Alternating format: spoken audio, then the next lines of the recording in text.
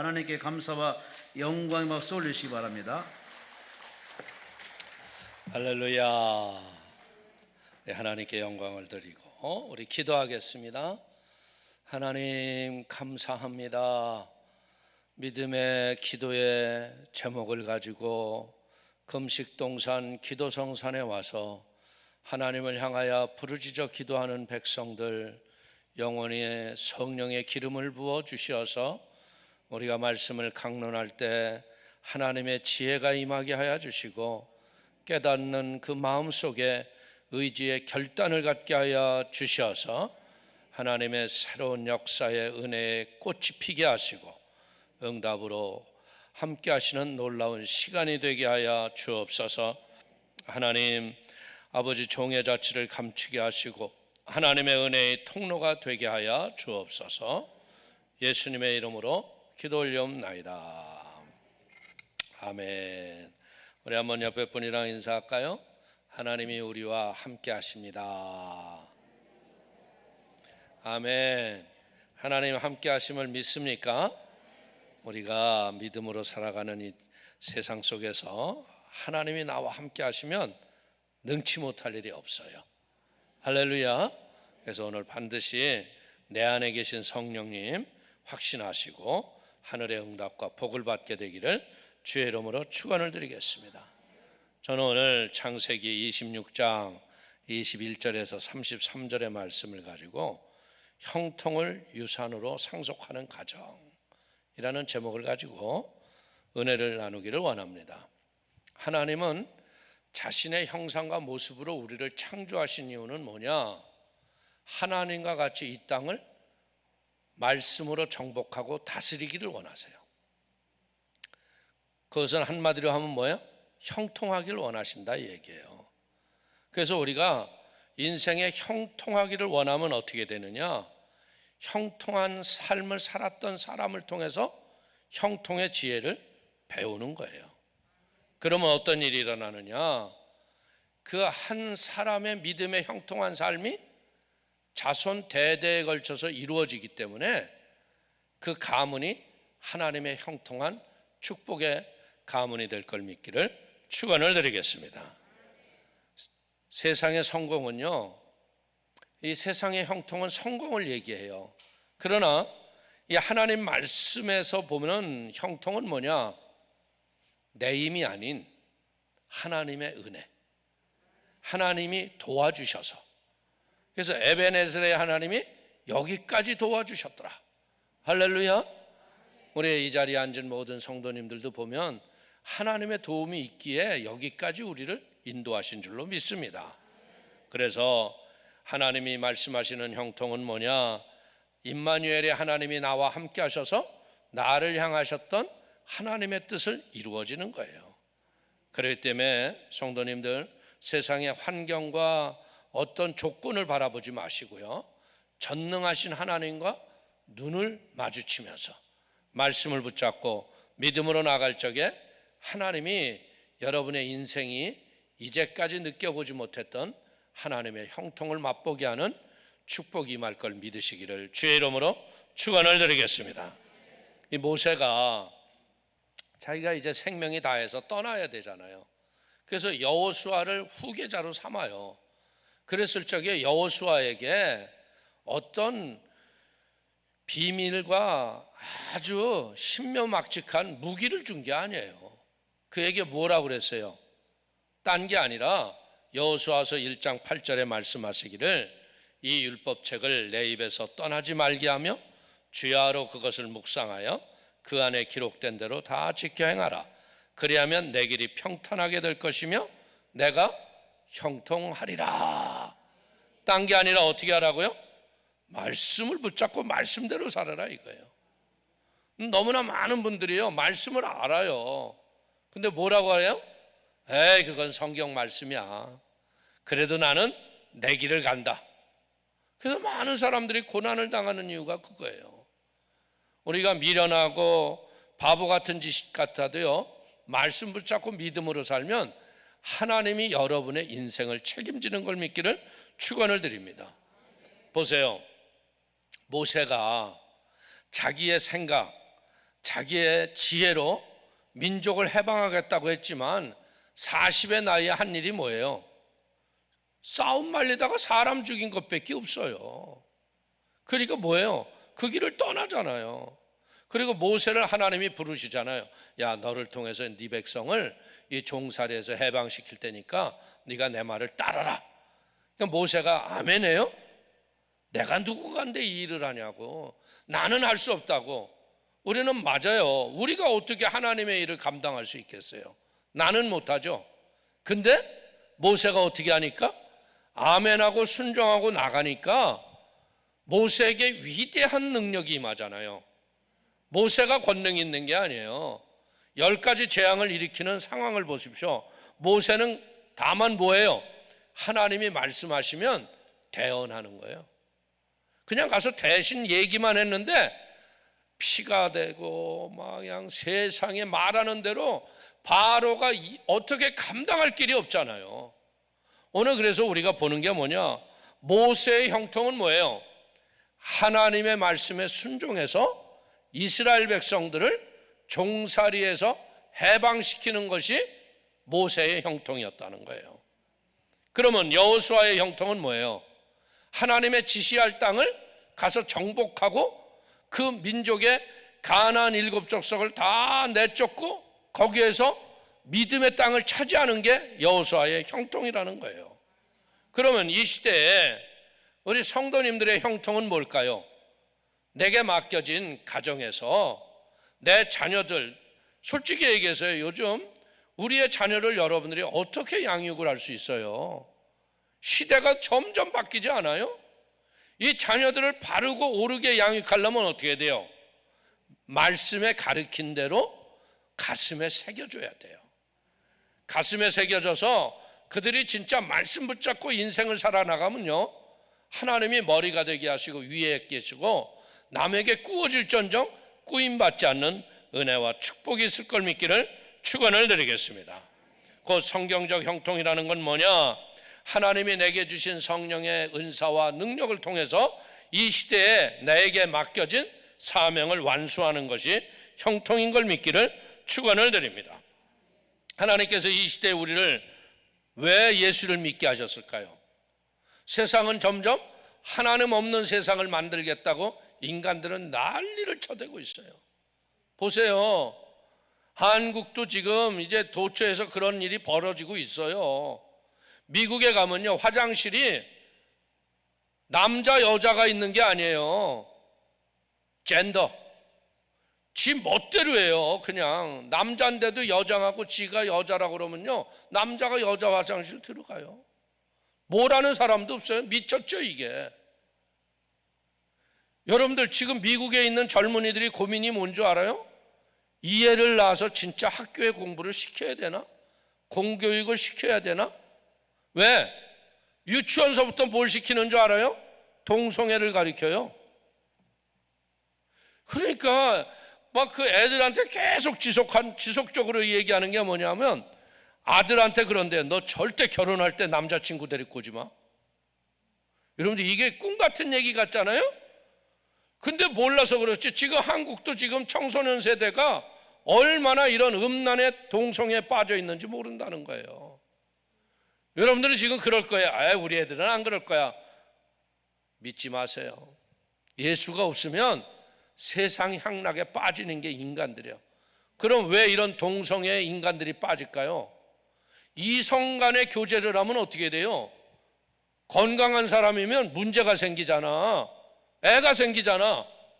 근데 동성애 하면은 애가 생겨 안 생겨?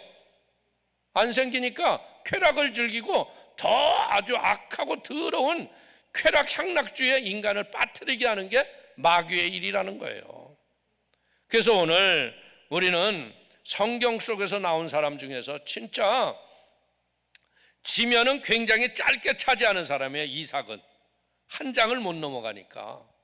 근데 이삭만큼 형통한 삶을 산 사람이 없어요. 제가 보면. 그러면 이삭이 왜 이렇게 형통했을까? 이삭이 형통한 이유는 단 하나예요. 태어날 적에 어떻게 태어나요? 아버지가 100살이에요. 어머니는 누구예요? 90인데 여인의 기능을 다 잃어버렸어요. 아이를 낳기 전에 천사가 와서 뭐라고 그랬어요? 내년 이맘때 네 집에 아들이 있으리라. 그러니까 사라가 듣고 뭐라 그래요? 웃었어요. 비웃었어요. 네가 웃었느냐? 아니라 나는 웃지 않았습니다. 근데 어떻게 해요? 하나님이 그 여자의 기능이 아무것도 없는데 아브라함에게 할례를 행하라고 그러잖아요. 할례. 합방을 하기 전에. 그러니까 아브라함이 할례기가 있잖아요. 하나님, 나는 그래도 하갈하고 이스마엘을 낳았어요. 나는 씨가 건강합니다. 문제는 사라가 밭이 나쁜 거예요. 할례를 하려면 사라를 해야죠. 이렇게 얘기할 거 아니에요? 근데 아브라함이 어떻게 해요? 그 산전수전 믿음의 연단 가운데서 말씀에 순종하는 것이 복인 걸 안 거야. 그러니까 그날 밤에 어떻게 해? 그날 전부 자기를 위해서 모든 남자들이 할례를 하잖아. 그리고 할례의 상처가 났고 난 다음에 사라하고 합방을 해요. 근데 뭐 어떤 일이 일어나요? 할머니가 애를 가진 거예요. 여러분들 생각해봐. 90 먹은 할머니가 애를 가졌다. 여러분들 손주들보다 더 어린 애를 내가 가졌다. 할머니가 얼굴을 들겠어? 근데 이게 바로 하나님이 하시는 일이에요. 그래서 이 이삭은 어떻게 태어난 아이예요?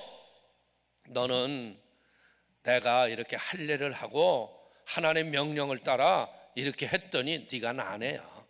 아주 귀가 따갑게 들리는 거야. 그러니까 이삭의 마음속에는 뭐예요? 나는 하나님이 보내신 사람이야. 나는 하나님의 은혜로 이 땅에 온 사람이야. 할렐루야. 그러니까 우리 부모들이 할 일이 뭐예요? 자식에게 그걸 잘 들려줘야 돼요. 여러분들 한국은요 예전에 6.25 전쟁이 일어나고 이랬던 우리 세대들이 그런 세대거든요. 그때 부모들이 늘 뭐라고 그러는 줄 알아요? 애가 말 안 듣고 이러면 흔히 하는 말이 에휴 저 자식은 다리 밑에서 주워왔더니 저렇게 누구 자식인지를 몰라도 저렇게 말을 안 들어. 저놈 다시 다리 밑에 갖다 놔야겠어. 얼마나 갈등이 돼요. 가뜩이나 그냥 엄마 얼굴 아빠 얼굴하고 비교해보면 내가 보기엔 하나도 닮은 데가 없네. 그럼 난 누구야? 다리에서 건져왔어? 난 버려진 사람이야? 나의 정체성이 완전히 없이 자랐었잖아요. 그러나 여러분들은 지금 세대 속에 얼마나 좋은 시대에 살고 있어요. 복음의 은혜 아래서 교회마다 각양의 프로그램을 통해서 아이들을 말씀으로 가르치기 위해서 얼마나 애쓰고 수고해요. 그런데 안 가잖아. 문제는 왜? 부모들이 뭐라 그러는 줄 알아요? 야야야야 너 고3이야 고3. 이제 엄마가 기도할 테니까 너는 열심히 공부해. 에? 그리고 넌 공부 열심히 해서 좋은 대학 가야 인생이 핀다. 솔직히 얘기해서 좋은 대학 가도 인생 안 피는 사람이 얼마나 많은데. 여러분들 주변에서 보세요. 서울대학 뭐 이런 데 나온 사람이 실업자하고 멍 때리는 애들이 얼마나 많은데. 에? 여러분들 쓰이는 게 뭐야? 하나님이 써야 쓰임 받는 거예요. 이걸 모르는 거예요. 그 때문에 우리는 오늘부터 뭐 어떻게 됐어요? 너는 하나님의 사람이야. 너는 하나님이 함께하는 사람이야. 여러분들 그 자존감을 높여줘야 돼요. 어릴 적부터 그런 이 하나님이 함께한다. 이거 대단한 거거든요. 그렇기 때문에 이런 이삭의 가슴 속에는 늘 뭐가 있어요? 어떤 일이 일어나도 나는 하나님이 함께하기 때문에 위기와 고난을 능히 이길 수 있다. 이 은혜가 온 거예요. 보십시오. 특별히 이삭이요 청년의 나이 때예요. 아버지가 한 날 뭐라고 그래요? 야 하나님이 모리아산에 제물을 번제를 드리라고 하신다. 가자. 사흘길을 떠나는데 계속 물어봐요. 하나님 다 아버지 하나님께 드릴 모든 것이 준비되는데 하나님께 드릴 제물은 어디 있습니까? 하나님이 친히 준비하시리라. 그런데 여러분들 그 산 꼭대기에 올라가더니 아버지가 갑자기 준엄하게 얼굴 표정이 바뀌잖아. 제단을 딱 싼 다음에 이삭한테 그러는 거야. 이삭아 하나님이 너를 제물로 드리라고 그러시는구나. 이삭은 그때요 100세가 넘은 아버지예요. 110 몇 세 됐을 거 아니에요. 이삭이 15살이라 그러면 115세고 충분히 지가 도망갈 수 있어요. 그런데 하나님의 사람이라는 이삭이 마음에 새겨졌기 때문에 하나님의 명령을 거역하고 산다는 것을 생각해 본 적이 없어. 이게 하나님의 명령이라면 나는 번제로 드려줘야 돼. 그리고 그냥 아버지가 결박하는데 불순종하지 않고 순종하고 그냥 제단에 올라가요. 아브라함이 얼마나 기가 막히겠어. 어떻게 얻은 아들인데 이 아들을 제물로 드리라고 그래. 칼을 하늘로 향해 솟구친 다음에 확 내리치려고 그러는데 하나님이 그러잖아. 아브라함아 아브라함아 내 손을 멈추어라. 하나님께서 창세기 22장 12절에 이렇게 말씀합니다. 사자가 이르시되 그 아이에게 손을 대지 말라. 그에게 아무 일도 하지 말라. 내가 내 아들 내 독자까지도 내게 아끼지 아니하였으니 내가 이제야 내가 하나님을 경외하는 줄을 아노라. 아브라함이 하나님을 경외하고 두렵고 떨림으로 섬기는 것, 순종하고 모든 것을 네가 따라오는 걸 내가 보았기 때문에 손을 멈추어라. 아브라함만 들었까요? 이삭도 같이 들었겠죠. 그리고 하나님이 또 뭐라고 말씀합니까?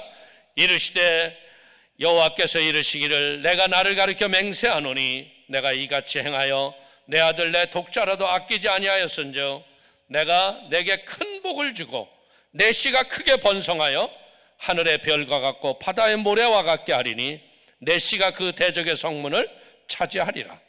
또 내 씨로 말미암아 천하 만민이 복을 받으리니 이는 내가 나의 말을 준행하였음이니라 하셨다 하니라.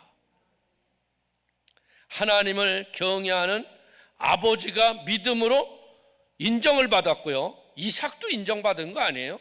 아버지 앞에 순종을 했으니까. 그러면서 하는 말이 뭐예요? 네가 큰 복을 받아 네 후손이 복을 받는 약속을 주어지는 거예요. 그럼 아브라함의 후손이 누구예요? 이삭 아니에요? 그러니까 이삭의 마음속에 뭐예요? 아, 나는 하나님으로부터 복 받을 사람이구나. 이 사람들은요 생각하는 대로 되는 거예요. 여러분들 너무나 많은 사람들이 한국 사람들의 입술에서 굉장히 나쁜 습관이 뭐냐면 자기도 모르게 부정적인 얘기를 너무 잘해요. 뭐라 그러는 줄 알아요? 부부 사이가 조금 어려워지고 삶이 어려워지면 이러다가 망하지 뭐.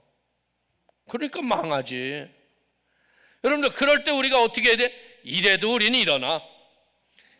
이래도 우리는 이것을 통과할 거야. 이게 긍정의 마음이죠.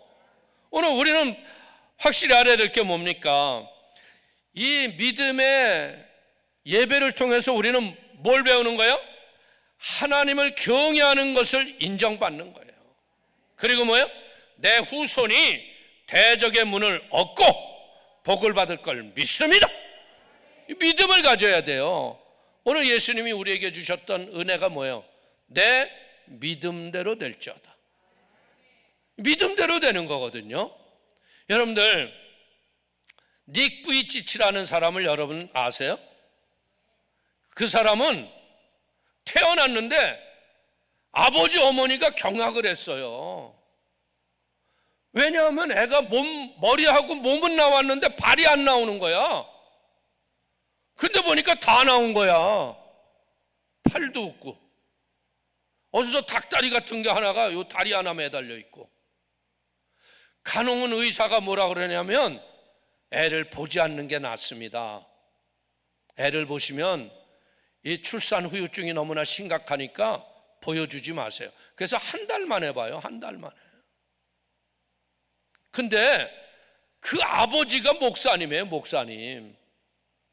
그 목사님인데 병원에서는 자꾸 뭐라 그러냐면 이 장애우 양육기관에 보내라고. 당신네들 이 장애우를 기르다 보면 이 장애로 인하여 당하는 고통은 이루 말할 수 없고 말도 안 된다고. 근데 그 아버지가, 그 할아버지가 대단히 훌륭한 분이에요. 어떤 난관과 고난이 오더라도 그건 우리가 물리치고 나갈 수 있기 때문에 우리에게 허락하는 거니까 받아들여라. 그래서 이 목사 부부가 자기 자식을 자기들이 양육하기로 작정을 해요. 근데 그 과정 속의 일이라는 건요, 너무나 말할 수 없는 고통이 한두 가지가 아닌 거예요. 닉 부이치 자신도요, 이 자기가 이렇게 일반 애들하고 학교에 가서 있으면 얼마나 자괴감이 크겠어요. 그래서 그 집안의 3남매의 맏이거든요. 동생들 앞에 보기가 뭐하니까 어느 날 동생한테 자기가 자살할 거리를 은근히 얘기를 해요. 난 죽는 게 낫겠다, 가정을 위해서라도. 그런데 문제는 뭐냐면 팔도 없고 다리도 없으니까 목을 맬 수도 없어요. 에? 그러니까 죽을 수 있는 방법이 뭐냐면 목욕탕 욕조에다 물 틀어놓고 거기서 이제 숨 안 쉬고 죽어야 되거든.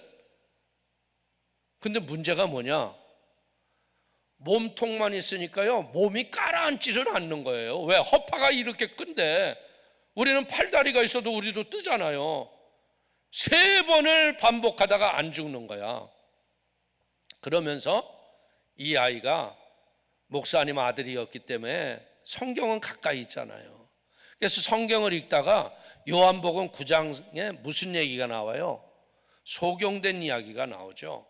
이자가 소경이 된 것이 누구의 죄입니까? 부모의 죄입니까? 자기의 죄입니까? 근데 예수님이 뭐라고 그러세요? 이건 누구의 죄도 아니고 하나님이 하시는 일을 나타내고자 하려 함이라.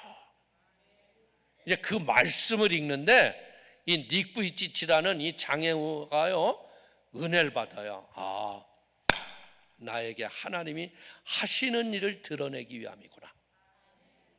그래가지고 그때부터 이 아이가요, 내가 하나님이 하시는 일을 드러내는 일이 되는 거예요. 장애우가 수영을 하니까 그게 하나님이 살아계신 걸 보는 거예요. 팔다리 없는 애가 골프채를 들고 막 골프를 치니까요, 하나님 하는 일이 보이는 거예요. 여러분들, 보드 위에서 막 파도 타기를 하는 거예요.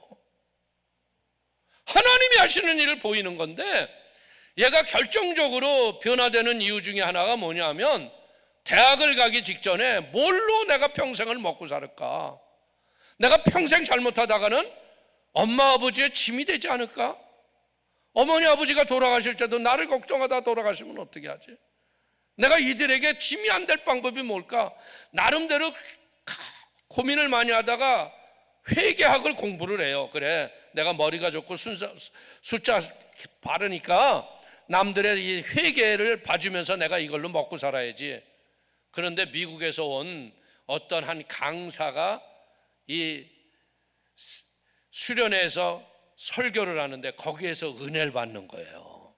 그러면서 아, 나도 저 사람처럼 웅변을 좀 해야겠구나, 사람에게 감동을 좀 줘야겠구나. 그래서 개발을 해가지고요, 그 친구가 전 세계를 다니면서 정상적인 사람들을 회개시켜요. 닉 부이치치가 당신에게 하나님의 뜻이 있다는 거예요. 나같이 팔다리 없고 아무것도 없는 나도 하나님이 이렇게 쓰는데 당신네들 왜 세상으로 곁길로 가고 하나님과 상관없이 왜 세상 죄악에 마귀에게 속아 사느냐. 아주 적나라하게 깝니다. 청소년 집회 때요, 청소년 아이들이 눈물을 펑펑 흘려요. 그리고 집회가 끝나면 청소년 애들이 뭐라 그러냐면, 당신은 한번 안아봐도 될까요? 그래서 이런 단상 위에 닉 부이치치는요 딱 올라가 있어요. 사람 높이만큼. 그럼 애들이 지나가면서 그 형제를 이렇게 껴안는데요, 껴안는 순간 다 회개해요. 아니, 이렇게 팔다리 없고 내일의 미래를 볼 수 없는 이 사람이 우리의 인생을 바꾸는데 나는 도대체 뭐하고 살았나? 오늘 닉 부이치치라는 그 한 사람이 그렇게 변화된 이유가 뭐예요? 하나님의 말씀은 살았고 운동력이 있어서 영과 혼과 관절과 골수를 찔러 쪼개어 변화시킨다 이거야. 우리는 신앙생활을 할 적에요 말씀을 안 붙잡아요. 그냥 그냥 하나님이 어찌 응답을 언제나 줄까 하고 몸만 흔들고 앉았잖아요. 하나님 분명히 뭐라 그랬어요? 하나님께 나가는 자는 반드시 그가 계신 것과 자기를 찾는 자에게 상 주시는 자이심을 믿어야 할지니라. 하나님은 살아계세요. 여러분들이 그냥 기도원 왔기 때문에 응답받는 게 아니에요. 하나님을 만나야 돼. 모리아 산에 아브라함이 이삭과 함께 하나님의 음성을 들었듯이 그런 은혜를 받아야 돼. 그러면 이삭이요, 이런 하나님의 은혜를 받고 축복을 받은 사람이에요. 그럼 고난이 없을까요? 아니에요. 고난이 있어요. 참 이 아브라함의 집에는 뭐가 있느냐? 이 자기 부인을 이렇게 누이라고 자꾸 팔아먹어요. 근데 얘도 똑같이 그래요. 어떻게 보자면 그 시대에 풍습이 뭐냐? 여자가 이쁘면 그냥 뺏는 게 힘 있는 사람이 뺏으면 그만이야. 그래서 내 남편이라 그러면 남편을 죽여버리는 거야. 그러니까 누이라고 하는 거예요. 그럼에도 불구하고 이삭이 흉년이 들었을 적에 블레셋 땅에 가서 농사를 지니까 뭐 했다고요? 100배나 복을 받았더라. 오늘 사랑하는 성도님들, 이 남이 내 땅에 와가지고 농사에서 100배의 복을 받으면 박수를 칠까요? 시기가 나죠. 아니 저 인간이 저기 어디서 저기 왜 저기에서 저 짓을 해? 그러니까 뭐야? 야 이거 내 땅에 가. 그러니까 이삭은 어떻게 했대? 계속 땅을 주고 떠나죠. 근데 땅을 주고 떠나는데 가는 곳마다 형통했더라. 할렐루야. 오늘 우리가 이런 것을 보면서 느끼는 게 뭐냐? 이 블레셋 사람들이 마음속에 뭐가 있느냐? 사람이 어떤 것으로 해도 화 한 번 내지도 않고 내주고 또 가는데 거기서도 형통해. 그러니까 어떻게 돼요? 두려움이 오는 거예요. 두려움이 오니까 어떻게 돼요? 블레셋의 왕이 와가지고 화친을 맺자고 그러잖아. 우리 인생도 마찬가지인 거예요. 고난이 올 수 있어요. 그럴 때 전능하신 하나님을 붙잡고 믿음으로 승리하십시오. 여러분들에게 온 것이 시험인 거야. 근데 시험을 당할 쯤에 피할 길을 주시는 분이 하나님이신 거예요. 그래서 우리는 그 말씀을 붙잡고 믿음으로 나가면 이런 일이 일어난다는 거예요. 창세기 26장 29절에 보십시오. 너는 우리를 해하지 말라. 이는 우리가 너를 범하지 아니하고 선한 일만 내게 행하여 내가 평안히 가게 하였습니다. 이제 너는 야훼께 복을 받은 자니라. 참 웃기는 사람들 아니에요? 땅 농사 졌는데 나가라 그러는 거 얼마나 그게 나쁜 짓을 한 거예요. 근데 우리가 한 건 선한 일만 내게 했대. 이제 두려운 거야, 두려운 거. 하나님을 의지하는 사람은요, 믿지 않는 사람들에게 보이지 않는 하나님을 우리의 삶을 통해서 드러낼 수 있는 은혜가 있어야 돼요. 여러분들이 하나님을 어떻게 보일 거예요? 우리가 하나님을 경외하는 것이 선한 마음과 선한 행실을 통하여서 세상에 빛이 되고 소금이 되는 걸 믿기를 축원을 드리겠습니다. 지금 세계는 어때요? 전쟁에 휘말리고요, 곡물값은 오르고요, 기름값은 오르고 경제 위기에 직면했어요. 물가는 오르고 힘들고 어렵습니다. 그러나 분명한 것은 뭐예요? 하나님을 신뢰하고 믿음으로 사는 사람은요, 이런 악조건에서도 하나님의 살아계심을 드러낼 걸 믿기를 축원을 드립니다. 보십시오. 우리가 11시에도 제가 말씀을 드렸지만 요셉을 보세요. 하나님이 함께 하셨기 때문에 어떻게 돼요? 어디를 가더라도 그는 형통했더라 그래요. 보디발 집에서도 뭐라고 얘기해요? 그의 주인이 여호와께서 그와 함께 하심을 보며 또 여호와께서 그의 범사에 형통케 하심을 보았더라. 요셉이 잘난 게 아니라요, 하나님이 형통케 하시는 거예요. 감옥에 갔더니 어떻게 했다고요? 간수장은 그의 손에 맡긴 것을 무엇이든지 살펴보지 아니하였으니 이는 여호와께서 요셉과 함께 하심이라. 여호와께서 그를 범사에 형통하게 하셨더라. 할렐루야. 여러분들도 형통하기를 원합니까? 그렇다면 말씀에 순종하고 사세요. 요셉이 만에 하나 형제들을 원망하고 불평하고 만나는 사람마다 자기의 억울함을 고백했다면요, 형통은 오지도 않고 그 전에 사라졌어요. 근데 그 억울한 걸 한마디 얘기하지 않아. 그리고 뭐만 기억해? 하나님이 주셨던 꿈을 기억하는 거예요. 그래서 결국 어떤 일이 일어나요? 술장간 그 한 사람의 꿈을 해몽해서 그가 복직이 되면서 바로가 꿈으로 고생하는 2년이 지난 뒤에 요셉은 그때 국무총리로 올라가는 거예요. 사랑하는 성도님들, 하나님의 성경을 보면서 느끼는 게 뭐냐? 형통한 사람들이 금이 많았거나 어떤 집안에 좋은 무슨 뭐가 있던 게 아니더라고. 요셉이 뭐가 있었어요? 애굽에 갔는데 종이고 노예예요. 죄수였어요. 근데 하나님이 주신 지혜가 있었어요. 여러분들, 포로로 잡혀갔던 다니엘을 봐요. 다니엘은 포로로 잡혀갔을 때 뭘 얘기합니까? 왕의 산의 진미를 먹지 않기를 환관장에게 구하지. 왜? 모든 짐승을 잡기 전에 우상 앞에 드렸다가 오는 걸 아는 거야. 그러니까 우상 앞에 드려진 것을 먹고 내 육체를 더럽게 하지 않겠다는 의지가 있었던 거예요. 환관장에게 구하니까 그렇게 하라고 그러잖아요. 그래서 다니엘이 한 달을 먹여보니까 도리어 고기 먹지 않은 다니엘이 얼굴빛이 더 좋았더라, 성경에 써 있어. 그런데 문제는 뭐예요? 느부갓네살 왕이 꿈을 꿨는데 꿈이 기억도 안 되는 거야.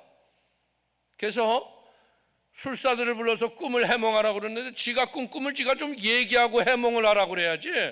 저도 기억이 안 나니까 뭐 한다고? 니네들이 못 알아내면 다 죽여버린다는 거야. 다 죽을 위기에 다니엘이 나가서 뭐라 그래? 이 꿈을 알게 하시는 분은 하나님이십니다. 그러니까 내가 말미를 주시면 기도해서 왕의 꿈을 해몽해 드리겠나이다. 그러면서 이 지구의 역사가 이루어질 모든 환상을 그대로 얘기해 주잖아요. 그러니까 뭐예요? 이와 같이 지혜로운 자를 어디 얻을 수 있을까? 국무총리로 인준을 받는 거예요. 우리가 살면서 하나님이 함께하는 사람의 특징이 뭐냐? 하나님의 말씀을 따라 순종하고 산 사람은 환경과 조건과 상관없이 형통히 살았던 걸 믿기를 축원을 드리겠습니다. 이삭이 형통한 이유는 뭐예요? 아브라함이 순종을 통해서 할례를 하고 여자의 기능이 없는 사라와 합방을 하며 순종했기 때문에 아들을 낳은 거예요. 너는 하나님의 아들이야. 하나님이 이 땅에 보낸 사람이야. 그러니까 무엇해야 돼요? 하나님의 사람이었기 때문에 말씀에 순종하는 것이 몸에 익은 거예요. 어떤 명령 앞에서도 우리가 말씀에 순종하고 살아가 봐요.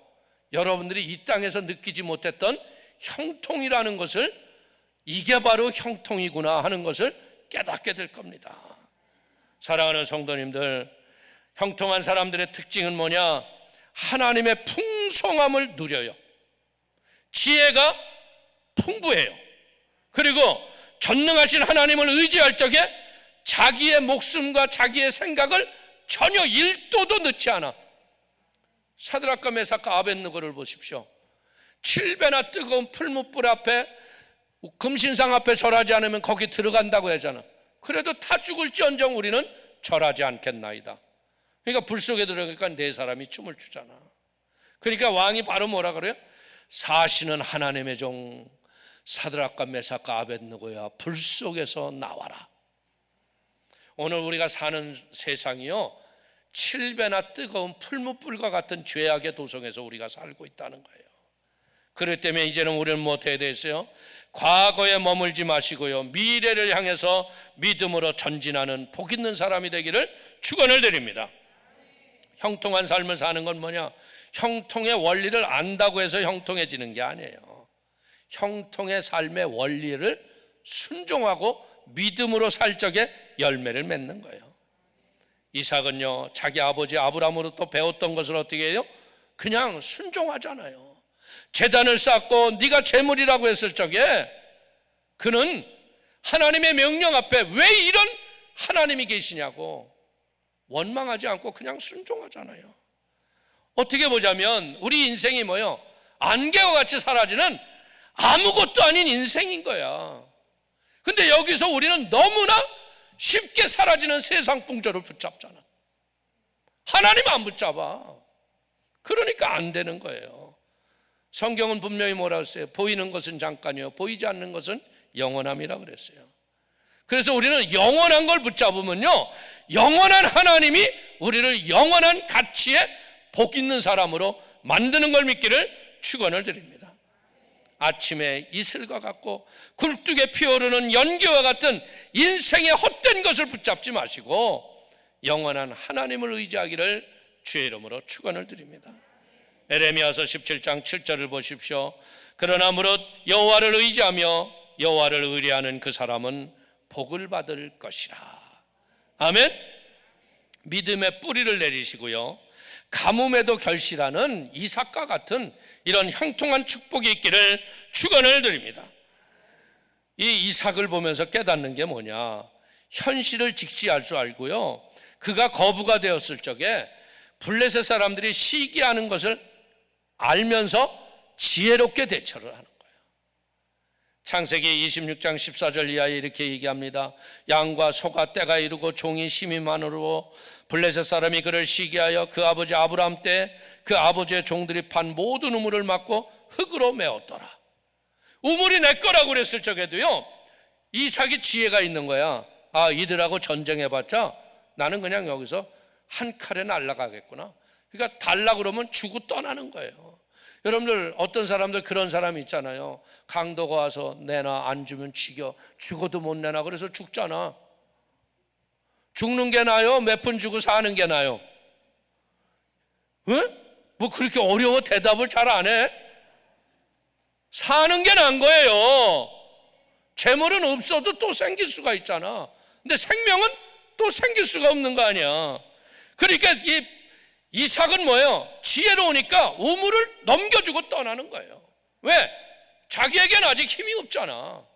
블레셋은요, 5 종족이 모여서 사는 거대한 민족인 거예요. 이들을 이길 수가 없어요. 그러니까 어떻게 돼요?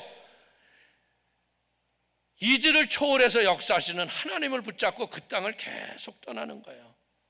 모든 손길이 다 끊어져도요, 하나님의 손을 붙잡고 있으면요, 우리의 인생은 역전이 되는 걸 믿기를 축원을 드립니다. 이삭이 블레셋 땅에 들어갈 적에는요, 초라한 나그네예요. 흉년에 먹을 거 없었던 그런 사람이었어요. 남의 땅 빌려서 농사를 지어야 했습니다.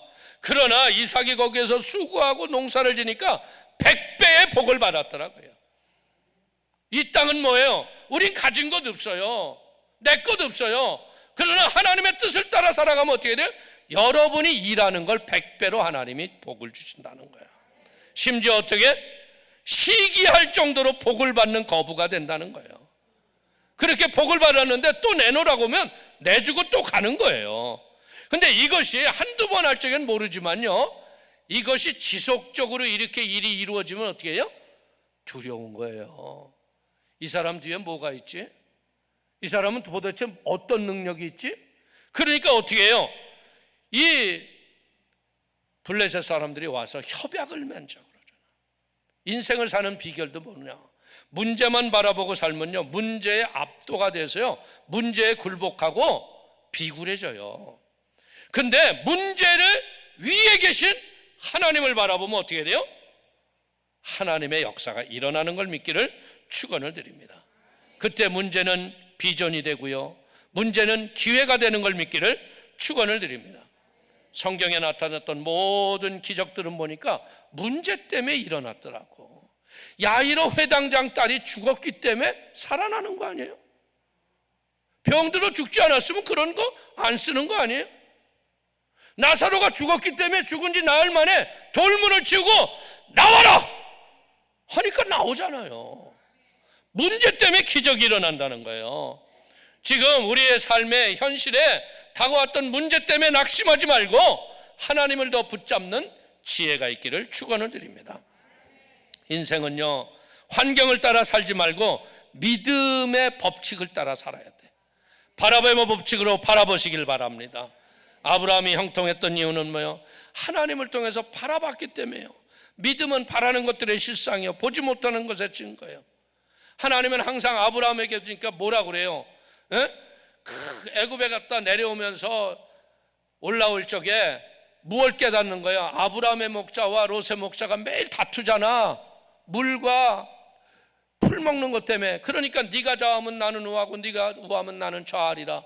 그래서 조카에게 먼저 가져다 줬더니 기름 좋은 소알과 고모라 땅을 그냥 지가 소돔과 고모라 땅을 가져가잖아요. 아브라함이 얼마나 섭섭해요. 그랬더니 하나님이 밤에 뭐라 그래요? 아브라함아 나오거라 장막 밖으로. 나왔더니 뭐라 그래요? 하늘의 별을 보거라. 별을 쉬어보라. 내 자손이 저 별처럼 말아볼 것이고 동서남북 네가 바라보는 모든 땅을 내가 내게 주리라. 근데 그 땅을 그냥 줬으면 뭐 땅 문서라도 같이 줬어야 되잖아. 근데 어때요? 아브라함의 후손들이 어떻게 돼 있어요? 예수 믿는 우리도 아브라함이 우리의 조상 아니에요? 유대인도 아브라함이 자기네 조상이라고 그러죠. 이슬람도 아브라함이 자기의 조상이래. 천하 만민이 다 아브라함이 우리의 조상이라고 그래요. 하나님이 믿음의 조상으로 만든 걸 믿기를 축원을 드리겠습니다. 그래서 이제 우리는 알아야 될 게 뭐냐? 믿는 자들은 뭐가 바뀌어야 되느냐? 말이 바뀌어야 한다. 여러분들 인생은 뭐야? 말하는 대로 돼요. 말하는 대로. 그렇기 때문에 우리의 말은 뭐냐? 하나님이 우주와 만물을 창조하셨을 적에 빛이 있으라함에 빛이 있잖아요. 막 하나님이 뭐 힘들게 뭐 이렇게 해서 뭐 짠 했더니 생긴 게 아니에요. 말씀으로 창조한 게 인생이라는 거예요. 그렇기 때문에 우리는 할 수만 있다면 어떻게 돼요? 아, 내 말은 미래를 창조하는 씨구나. 그러니까 어떻게 돼요? 불타는 소원과 강렬한 믿음을 가지고 부르짖어 기도로 명령하고 선포하고 마귀를 때려잡아라. 여러분들 마귀는 아무것도 아니에요. 종이 호랑이 같은 거예요. 마귀는요, 예수님 앞에서 보세요. 귀신아 나가라 하니까 그냥 가잖아. 그런데 왜 예수님의 제자들은 아무리 변화산에 예수님이 올라갔을 적에 기도해도 귀신이 꼼짝도 안 했잖아. 이유가 뭘까요? 이유는 단 하나예요. 평상시에 기도를 안 해서 그래요. 예수님은 성경을 보십시오. 사복음서에 보면 틈만 나면 산으로 올라가시고 새벽을 깨워 기도하시고 밤을 새워 기도하시고. 근데 제자들은 하는 일이 뭐예요? 틈만 나면 조금 가는 배전에서도 졸고 앉았잖아.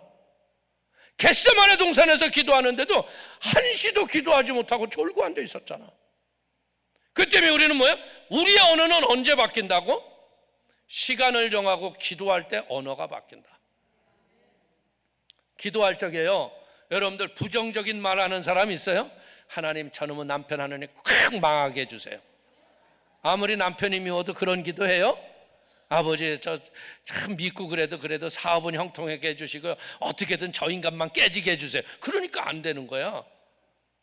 어찌됐든 기도라는 건 뭐예요? 긍정의 말, 믿음의 말, 은혜의 말을 하잖아요.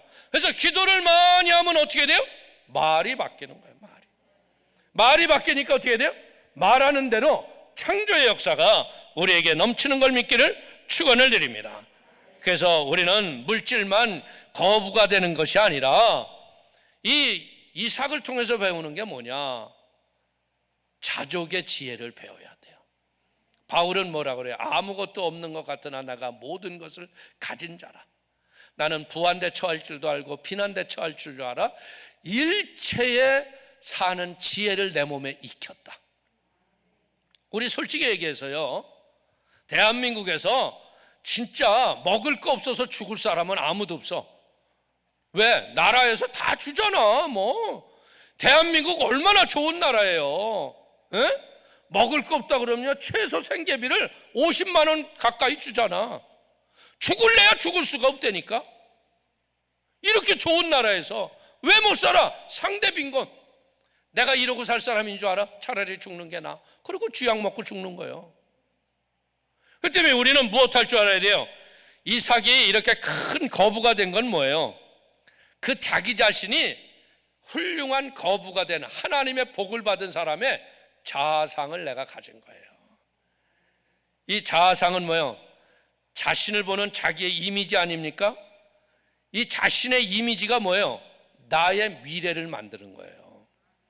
건전한 자아상, 긍정적인 자아상, 성경적인 자아상을 가진 사람들은요, 그 모습대로 자기를 만들어가는 거예요. 죄송한 얘기지만요, 여러분들의 지금의 모습이 언제 만들어진 건 줄 알아요? 15년 전, 20년 전에 당신이 바라봤던 결과예요. 그러니까 이제 우리는 뭐 어떻게 되겠어요? 15년, 20년 미래에 나의 자아상을 바꿔야죠. 이대로 살기에는, 이대로 죽기에는 억울하지 않아요? 그러니까 믿음은 바라는 것들의 실상이기 때문에 내가 바라는 믿음의 꿈과 계획들을 적는 거예요. 그리고 계속 선포하는 거예요. 그러면 하나님이 들으시고 하나님이 응답할 걸 믿기를 주의 이름으로 축원을 드리겠습니다. 그렇기 때문에 이제는 부정적인 자아상, 가난하고 빈곤한 자아상, 이것을 내버리십시오.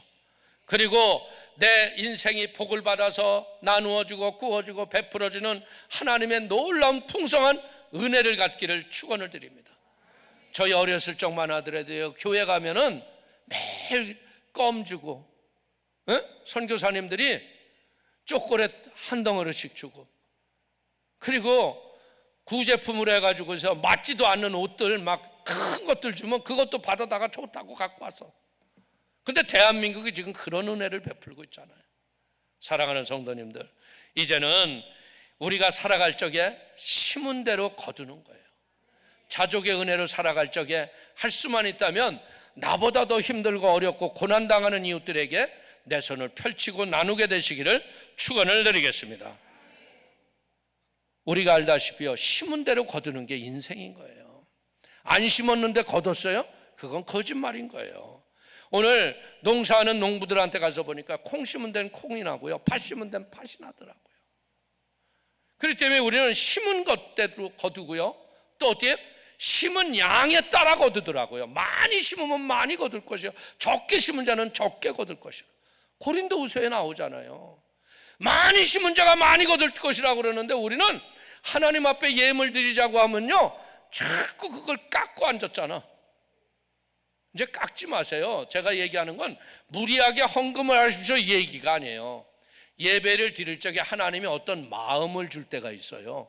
아, 이 일에는 내가 좀 동참하고 싶은데, 그랬을 적에 첫 마음을 잊어버리지 말고 그대로 해봐요. 그러면 기적이 일어나는 거예요. 그 마음을 잃어버리기 때문에 우리가 인생에 손해를 받는다는 거예요. 그리고 우리는 농부들은 어떻게 돼요? 심은 것이 거둬지는 날까지 인내하면서 얼마나 이 땡볕에서 고생을 해요. 인생도 마찬가지 아닌 거예요? 이 조급하면 망하는 거예요. 그냥 바로 거두려고.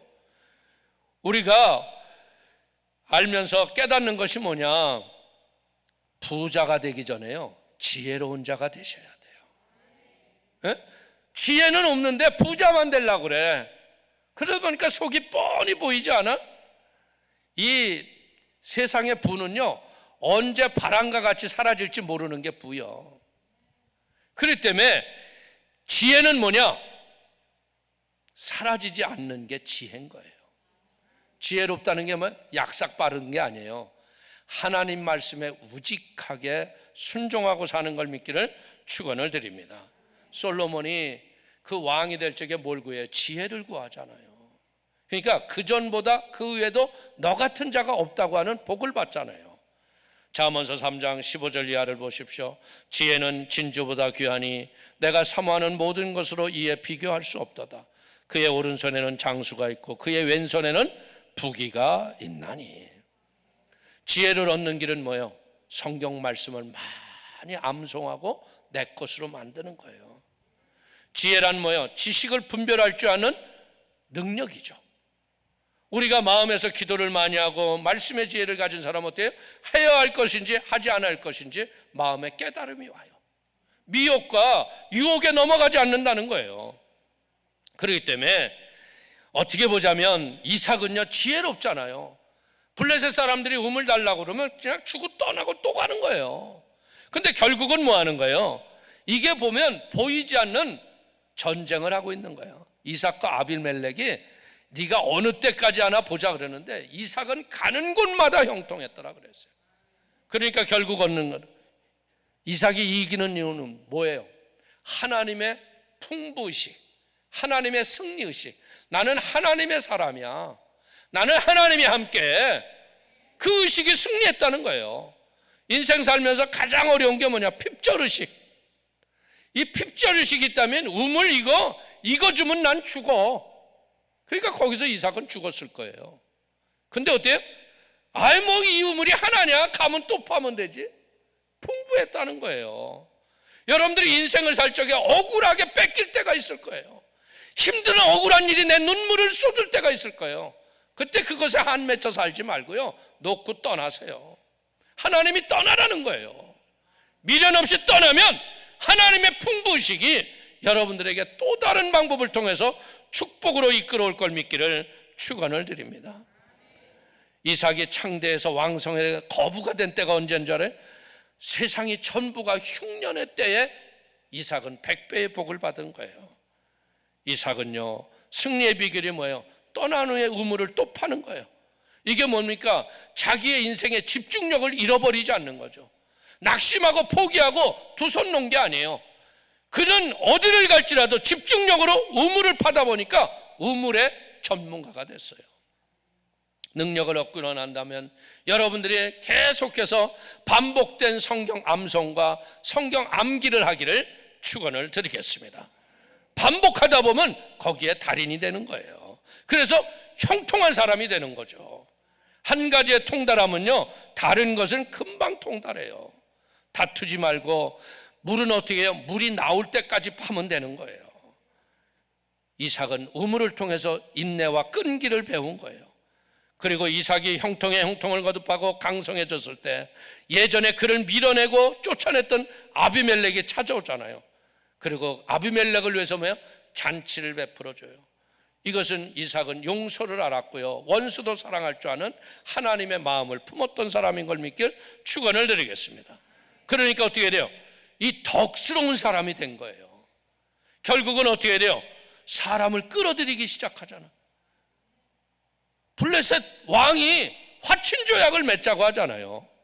사랑하는 성도님들도 이삭처럼 이런 아름다운 성품을 소유하셔서 이제 하나님의 형통을 드러내고 한 번의 형통이 아니라 영원한 형통이 여러분의 삶을 지배하기를 축원을 드리겠습니다.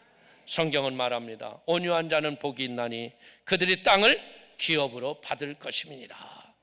마음에 온유함이 있길 바랍니다. 그래서 악을 악으로 대처하지 마시고 악을 선으로 이겨서 진짜 하나님이 하셨다고 하는 은혜의 열매가 믿음으로 충만하게 되시기를 축원을 드립니다. 그래서 이삭이 형통하여 궁극적으로 하나님의 풍성함을 드러냈듯이 여러분들도 이 마지막 시대에 하나님의 풍성함이 여러분의 가문 속에 임하여 여러분의 가정이 하나님의 평강으로 누리는 복의 근원들이 되시기를 주님의 이름으로 축원을 드리겠습니다. 축원을 드리겠습니다. 기도하겠습니다. 하나님 아버지, 크신 은혜와 하나님의 사랑을 기뻐하고 감사합니다. 마지막 시대 하나님 귀한 백성들 믿음으로 나와 예배할 때 형통을 유산으로 남기는 복된 가정 되기를 원합니다. 하나님, 말씀을 듣는 것으로 머무는 게 아니라 행하고 아버지 실천케 하여 주시어서 하나님을 크게 기쁘시게 하는 은혜의 도구들이 되도록 붙잡아 주옵소서. 하나님, 우리가 함께 찬송하고 기도할 때 성령의 기름을 부어주시고 은혜의 충만함으로 저들이 응답과 복을 받게 하여 주옵소서. 예수님의 이름으로 축복하기도 올려옵나이다. 아멘. 우리 오늘 이 시간 찬송가 254장 내 주의 보혈은 정하고 정하다.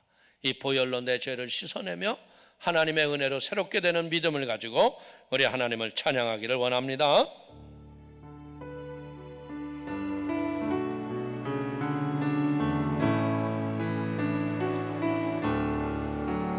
내 주의 보혈은 정하고 정하다.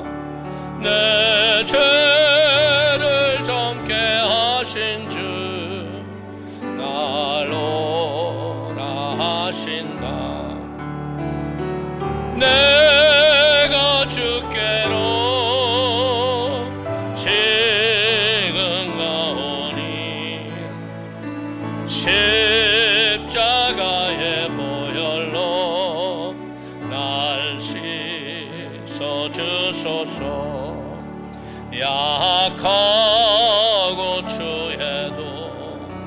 주께로 나가며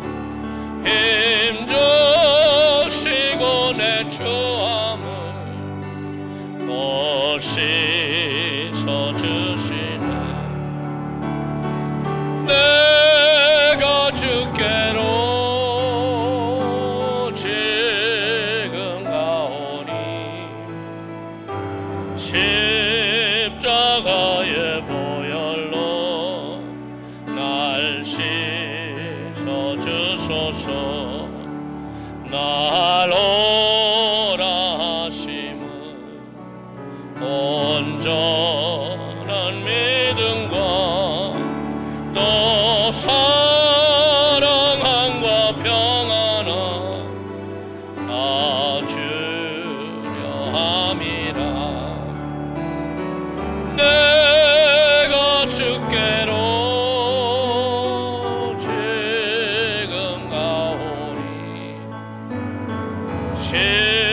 십자가의 보혈로 날 씻어주소서. 큰 죄인 복받아 살 길을 얻었네. 한없이 넓고 큰 은혜 베풀어 주소서. 내가 주께로 지금 가오니 십자가의 보혈로 날 씻어주소서. 그 피가 맘속에 큰 증거 됩니다. 내 기도 소리 들으사 나 허락하소서. 내가 주께로 지금 가오니 십자가의 보혈로 날 씻어주소서. 아멘. 우리의 죄를 흰눈보다 양털보다 깨끗게 하시는 게 보혈입니다. 우리가 하나님 앞에 나 스스로를 한번 말씀의 거울 앞에 나를 비춰봐요. 얼마나 불순종을 많이 하고 불신앙의 원망과 불평을 쏟아낼 때가 많았는지. 오늘 이 시간 우리 간절히 기도할 적에 이삭이 복받은 이유는 단 하나예요. 나는 하나님의 사람이다. 나는 하나님이 이 땅에 보내셨다. 여러분, 하나님이 보내신 걸 믿습니까? 지금 그러면 눈물 뿌리는 이 눈물이 변하여 복이 될 걸 믿으세요. 눈물 골짜기 지나 하나님의 영화로움이 우리에게 올 걸 믿는 믿음을 가지고 마귀와 싸워 이겨야 돼요. 그래서 우리 먼저 간절히 통성으로 회개하면서 주여